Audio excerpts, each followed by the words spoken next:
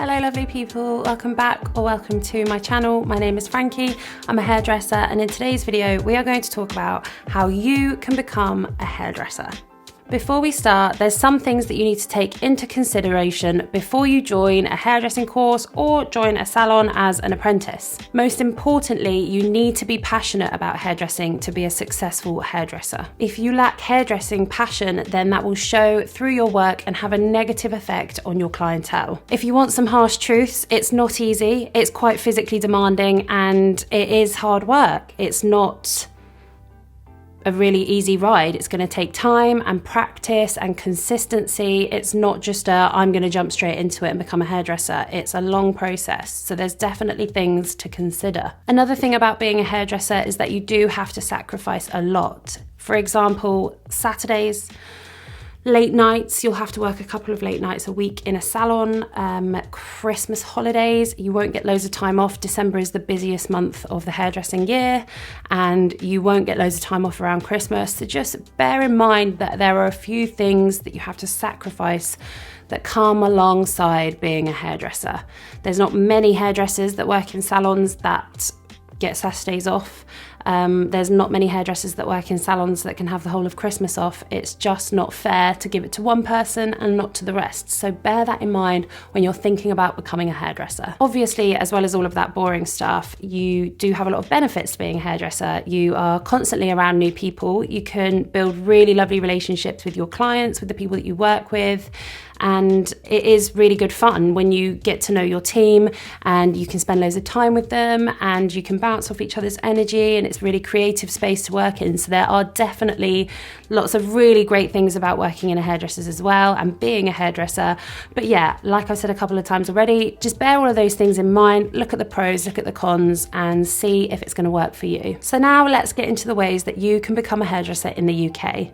But firstly, now is the time to hit that like button and subscribe to my channel if you're enjoying this video and if you want to stick around for some more tips, tricks and tutorials in the future. I just want to add in quickly now that today's hairstyle is one of my greasy hair faves. I haven't washed my hair for nearly a week and I've decided to scrape it back into a lovely slick ponytail.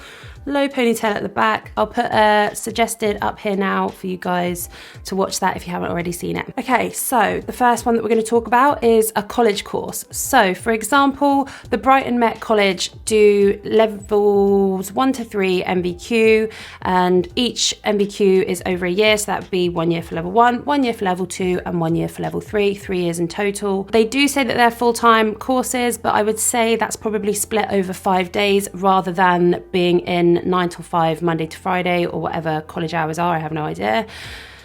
Yeah, it is usually split over a few days, so you'd be in 4 days a week or 3 days. It varies for every person, but that's how the timetable kind of works. Once you have completed your level 2 MVQ, you are qualified to work on the shop floor as a hairstylist, cutting and colouring hair. So you could at that point get a job in a hair salon, and they might ask you to go through a level 3, they might not. It's completely down to salon preference and how much experience you have elsewhere. So the second way that you can get into hairdressing is through an apprenticeship, which is what I did, which is where you work in a salon and you learn on the job. This looks different in every salon, so it's important to ask how it works at the interview that you are at. Some salons have in-salon training, so you work there full-time and you have a designated time a week to do your training. You are assessed in-salon and you learn literally in the salon, which is the route I took. Other salons might employ you as an apprentice anyway. You would work there almost full-time, but they would release you from your job to go to college once a week to learn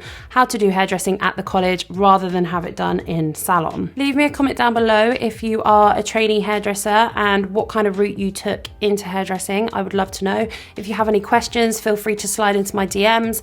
My Instagram DMs are open and my name is Hair with Franks. So I'm going to break it down for you guys now. Just a few tips from me. This is my personal opinion. Not everyone will agree. Firstly, I think you should start off with a Saturday job. Having a job on a Saturday in a salon will give you inside info into the hairdressing industry. It will give you an idea, or if it's something you're passionate about, if it's somewhere that you can see yourself working, if you enjoy the company, even if you enjoy washing hair or that kind of thing. It will just give you an idea if it's the right industry for you. So I would definitely recommend just trying to get some salon experience rather than going straight into a college course or straight into an apprenticeship. If you're slightly later on in your life and you're not leaving school and going straight into hairdressing, do not worry. This isn't unheard of, and there's lots of opportunities for you as well. Just because Saturday girls or Saturday boys are always seen as young people doesn't mean that you can't do it too.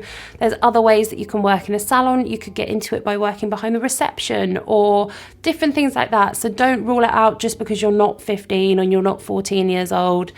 Even if you're 44 or 54, you can still go for it and do something completely different. So keep listening to this video, bear it all in mind. So the next one is really important. You need to do your research. You can't expect to go into a salon and know absolutely nothing about it or the industry. If you're interested in hairdressing, you probably have an idea of the hairdressing industry. You've played around with your own hair, you like doing your friends and family's hair, that's fine. But you need to do your research into what kind of salon you want to work in, because trust me, they are all very different and there's lots of different places out there. So you need to get an idea of what kind of hairdresser you want to be, and it's really important that you do that because hairdressers do vary from place to place. You can go to big high street brands and get really great trained hairdressers, and you can go to sort of like smaller chain brands that are really cheap, and that is a certain type of hairdresser, which is fine. I think those people are great and I'm all for that, but I just want you to be aware of what kind of hairdresser you want to be. Ways that I would recommend doing this is getting hold of the price list. So maybe calling up the reception and seeing what the reception staff are like, asking for prices from junior stylists all the way up to the managing art directors. Have a look at reviews online, which is really important. You will be able to sort of get an idea of what the salon staff are like through reviews online. If there's someone working there that is a bit of a pain and the clients have seen that, more often than not, someone will have flagged it up in the reviews. So definitely read the reviews online. You need to decide what kind of hairdresser you want to be, and a lot of that does come down to the environment that you're in. So do your research and find the kind of salon that you want to work in. For me, the biggest thing to take away from this is that salon experience is really important. Don't get me wrong, college training is really great, and personally, I think it's great for someone that needs slightly more regimented learning. But for me, I think that in-salon training is the best. I think being in a salon and learning from your peers and learning from people around you is really important. Salon training gives you immediate hands-on experience. You can ask methodology questions. You can ask an art director what cutting technique he used in that last haircut that you were watching because you haven't seen it before. There's so many things that you can learn. You can pick the brains of the people around you constantly, even if it's something really trivial like what ingredients are in this shampoo and conditioner that's going to benefit my client's hair. They will know a lot more than you know, especially if you're like sort of starting out and you're only doing your level 1. And yeah, it's just so important to learn from the people around you. And I would say that that's probably what I most enjoyed about in-salon training, was that although your training was only sort of 1 day a week, you're constantly learning.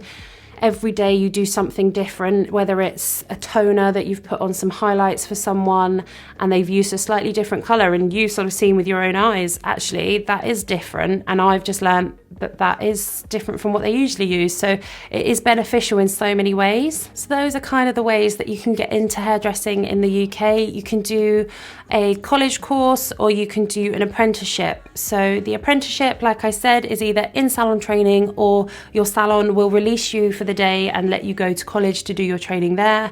And obviously a college course, you wouldn't have a job in a salon. You would be predominantly at the college doing your training there. So guys, that's it from me. I hope you enjoyed this video on how to become a hairdresser.